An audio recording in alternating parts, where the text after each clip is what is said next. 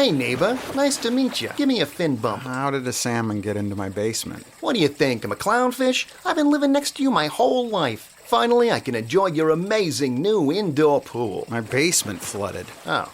Well, this is terrible. You can't live like this. You need a rain garden. A what? Rain gardens and cisterns can divert water away from your basement. Best of all, you may be eligible for money back from the city or county. How do I get that deal? Visit rainchanges.org today. Now I gotta go. You got a fish ladder I can borrow? Got a hankering for a sessionable hazy IPA? Elysian Brewing's Contact Haze is just the brew for you. Order Contact Haze and your other favorite Elysian brews like Space Dust from ElysianBrewing.com today for free delivery. ElysianBrewing.com. Must be 21. Please enjoy responsibly. So we welcome in longtime Marlins president and Nothing Personal podcast host, David Sampson. We always appreciate when he joins us live in the final hour of our show. So, David, I'm just going to quote you and your tweet from a few minutes ago. What the hell is going on in Major League Baseball? Please help us understand. So, good morning. Let me sum up a few things. When you hear Garrett Cole talk, he is talking on behalf of Scott Boras, who is his agent. And Scott Boras has a lot at stake right now because what's really going on is the beginning of the collective bargaining negotiation. And people aren't talking about that, but I am with you this morning, and I will be all day, especially on Nothing Personal's episode today, and here's why. What Scott Boras is saying is we need to make sure that these pitchers are able to perform at the levels that they're used to performing at because that's what's been getting them paid. And if they're no longer allowed to use what they've all been using, then all of a sudden their results are going to change, and that is going to bring down salaries. For pitchers, what baseball is saying is it's okay that you've been using foreign substances. We haven't really brought down the hammer at all, but now you've gone too far. It's really the equivalent of what happened with steroids, where when it became so performance-enhancing, they had to, in addition to the fact that steroids are illegal, they had to change the rules of engagement. They had to start with drug testing. Now with these foreign substances, the players started using not just sunscreen and rosin and pine tar. That went on when I was around. Every pitcher used it, totally normal. But now, and that was for grip, and that was for command, and baseball was good with that. So what Garrett Cole is saying is incorrect. Baseball doesn't want balls going at anybody's head. They want pitchers to have command, but now the technology has changed. The amount of substances and the name of the substances and what they do has changed the way pitchers pitch and enabled them to enhance their performance in an unfair way. And that's what baseball is trying to address. So do you believe, as an observer of the game, but also someone who's worked in many clubhouses and with many different athletes, do you believe it's become a problem that is, in fact, changing the face of the game? When you've got position players come up to me and say that there are pitchers whose balls are doing something that they've never seen before, the movement, the late cut, the spin, even Garrett Cole's start last night, he was effective. But I'll tell you, his balls were not doing what they normally do. And that's because he wasn't using what he normally uses. And that's a big deal because what Garrett Cole normally uses got him over $300 million. So it's not about how he is as a pitcher. It's about the fact that he was able to grip the ball better than other guys? It's not really. So I want to correct that. The substances that MLB is most concerned about, like the spider tack, it's not just the grip that they're using it for. They're using it to change the way the ball gets released out of their hand during a pitch. And that's how spin is created. So when you look at spin rate, which is something that is a big focus because spin rate of a ball is what makes it move, and a hitter has a fraction of a second to swing the bat where they know from experience that that type of pitch, that ball is going to be at that place at that time. When the spin rates are impacted in a way that is not normal, the ball is not where it's supposed to be when it's supposed to be there, and therefore it becomes impossible to hit, which is why MLB, generally, the batting average is the lowest it's ever been. Right. How prevalent is this in baseball, David? It's everywhere, and it's known. It is absolutely known by front offices. It's known by position players. It's known by hitters, pitchers, everyone, including the commissioner, including the agents, including the union. What bothers me about what's happening is that MLB, on the ownership side, they went too far. It's like when you get in trouble with your parents when you break curfew and they make you go to bed without dinner at 7 p.m. Well, that doesn't seem like a proportional response to breaking curfew. But when you break curfew every night and then worse, all of a sudden the punishment becomes greater.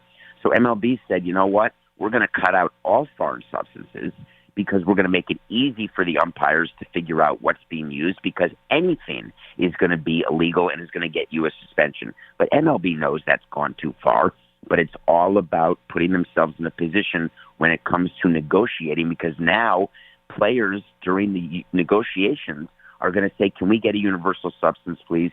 Can we get a rule change, please? And then the owners get to say, sure, but then we get something too. So what they're doing is they're adding to the list of asks by the players during the negotiation. That seems very disingenuous. It's not so much about trying to even the playing field. It's about getting a leg up in negotiating.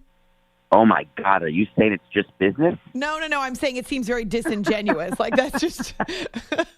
I'm saying it's not disingenuous. I'm saying that this is standard operating procedure when you're entering a negotiation and when you're trying to figure out how to continue to grow your game and grow the revenues. Believe me, the broadcast partners are none too happy with hitters hitting 210, 220, 230.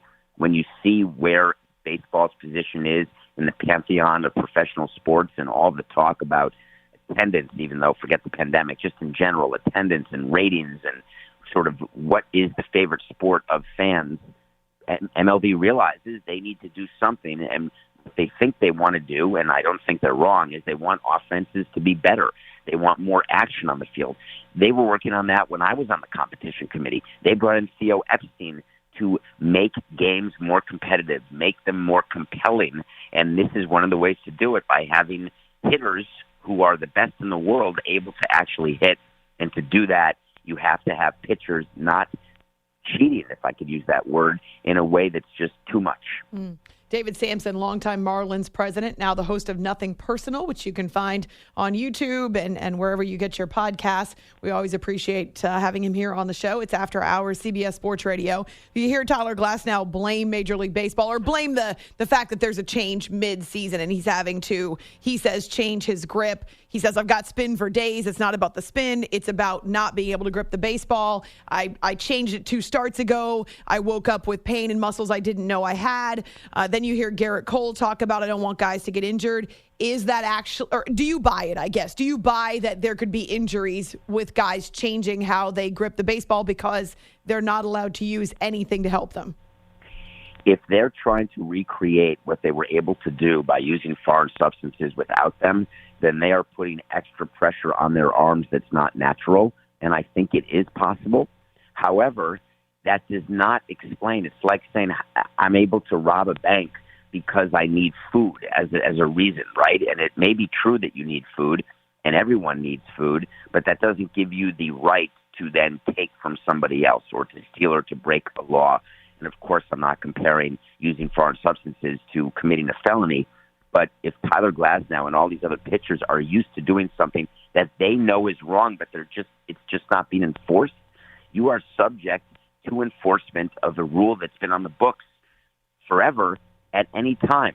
So I understand what Tyler's saying, but he doesn't have a great leg to stand on. But it certainly is creating a major PR nightmare for MLB.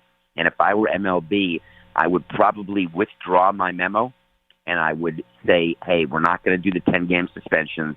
We're not going to do the checks. We're going to take a breath here, as Garrett Cole said, as Scott Boras wants.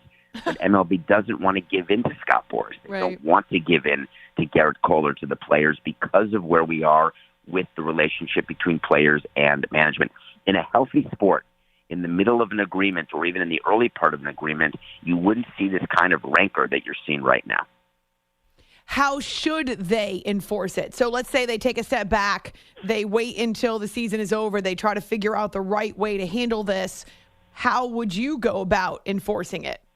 I would put a committee together of current players, of ex-players, older players, retired players, owners, and agents, and I would come up with a substance that is, and I wouldn't invent something, but I would come up with a list of approved substances that pitchers can use. And then I would teach the umpires what they look like, what they smell like, where they're put, because I would have that in the rules. Here's where you can have your substance. You can put it in your glove. You can put it under the brim of your cap. You can put it below your T-shirt on your shoulder.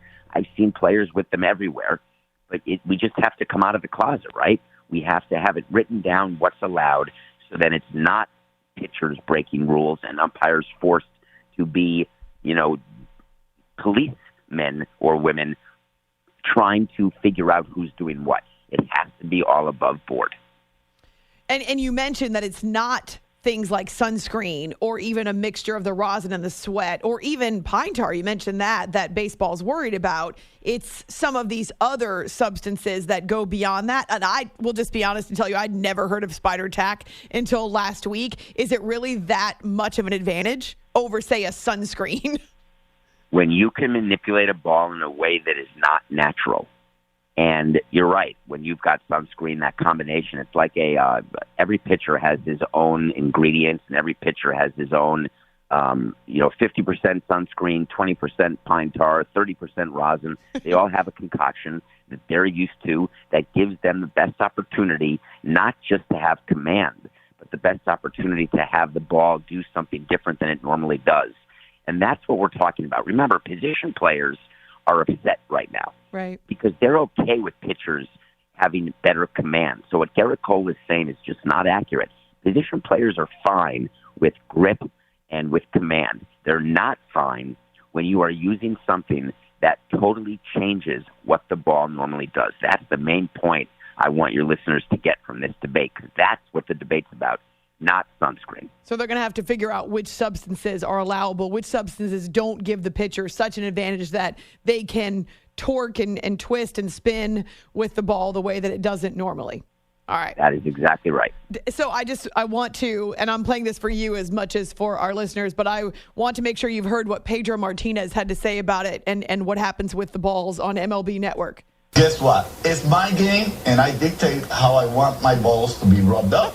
And if you didn't do a good job of rubbing the balls the way I wanted them, and I didn't feel like I was comfortable, I was going to do whatever. I mean, should Major League Baseball be in charge of rubbing the balls? So they are, and we prepare. You don't go with a new ball. I don't know if you knew that. Balls are prepared before they are put into play. And Pedro Martinez, he forgot to mention one thing about why his ball moved and why he was so effective. And I've met Pedro, of course, many, many times and talked to him and looked at his hands. He's got fingers going in every direction. I know. They're so long. His fingers are long and they're not straight.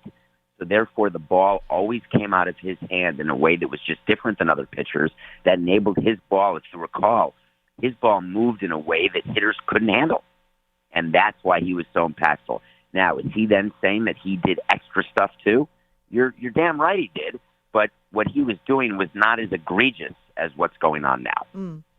David Sampson with us here after hours, CBS Sports Radio. Is it me, or has every last major headline about Major League Baseball been something either negative or a kind of a negative PR twist to it, whether it's this cracking down on pitchers and pitchers fighting back, whether it's batting averages lower than they've ever been, whether it's, okay, the balls have been doctored, now baseball's changing them, so there's not as many home runs, there were too many home runs. Can we just talk about results? Except that when was the last time we actually could just enjoy the action and the drama on the field?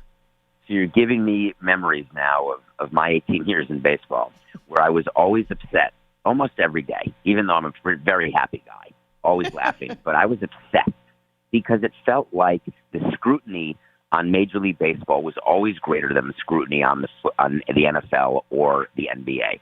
And that people would have the exact same perception you have, that everything's negative and that's all people talk about. But that's not actually true. There's been a ton of conversation about the San Francisco Giants and how they have the best record in baseball. A ton of conversation about Shohei Ohtani and how historic and what he does, even though the Angels are not performing. There's a ton of conversations about interesting players and things they do on the field and interesting teams and what they're doing. But there's a tendency to focus on the negative. And baseball does not help itself. There's no question that they need some PR help. Believe me, I know this. However, there's also some really cool things going on that we could talk about. But as you know, it's not as interesting. Well, but it's not just that, though. David, especially when you're hosting a national radio show or a podcast, you know that the casual fans, the ones that maybe don't pay attention on a night-to-night basis, this is what they're talking about, not the fact that the Giants are tied for the best record in baseball with the White Sox. I mean, this is what casual fans will hear about because it's the clickbait, it's the headline that you'll see on every website and on every TV or hear on every radio. But that happened in the NFL, right, with Deflategate or Spygate or certain things that the Patriots were doing. Or in the NBA, it was a big story that LeBron yesterday said the NBA schedule was so bad. Right. There was so little turnaround time that all these great players were getting injured and how bad it is that the NBA playoffs are going on. But then the games happen, and 2 road teams win Game 5s last night, and you're talking about that more than what LeBron said. But MLB is not in the middle of the playoffs. The other problem that we always had is MLB has 162 games. It's every single day. And people in the media, of which I'm now one, you can't talk results. You can't talk on the field every day because it's every day. And people would eventually become catatonic. So you've got to find other things to talk about. And MLB certainly helps us do that with some of their PR fumblings. And I would also say the NFL has a greater margin for error, so to speak. MLB's margin for error is much slimmer because of the stuff that's happened recently, some of the negotiations. I mean, baseball, it's done a few things to alienate fans. As you say, the game is not helping itself out. And so when it comes to the NFL, there maybe is a little more leeway there. I think that's very, very true, and it always makes me angry to say that because the NFL, I'm not sure what they did to deserve that, right? It's a great sport. I love the NFL, but they always seem to have the impression that there's more leeway, but they also are able to get past PR crises way faster than baseball does, and that's something that we've been trying to fix. I said we again. It's they, Amy. It's they. It's not we. And I don't understand why they can't do it, but it's been decades, really since the 1994 strike, if you think about it. 27 years of trying to get out of their own way from a PR standpoint, and it hasn't worked. That's a great philosophical question, but I would agree with you. The NFL is the league that every other sports league wants to be like when it grows up. All right, you can find David on Twitter at David P. Sampson. So he's the host of Nothing Personal, plenty to talk about on the podcast. You'll see him on CBS Sports HQ. But on this Thursday, he's here first with us. So we always appreciate you being an early riser. Thank you, David. Thank you, Amy. As you embark on your encounters, keep an open mind. From the trails of Discovery Park to the Skagit Valley, open space awaits. Hey there, I'm Gregor. The journey into the expanse is rewarded at the end of the day with a bold, balanced Space Dust IPA from Elysian. Get lost in a can of space dust with sip after sip of delicious wonder. So dramatic. Space Dust. Elysian Brewing, Seattle, Washington. Explore and enjoy responsibly.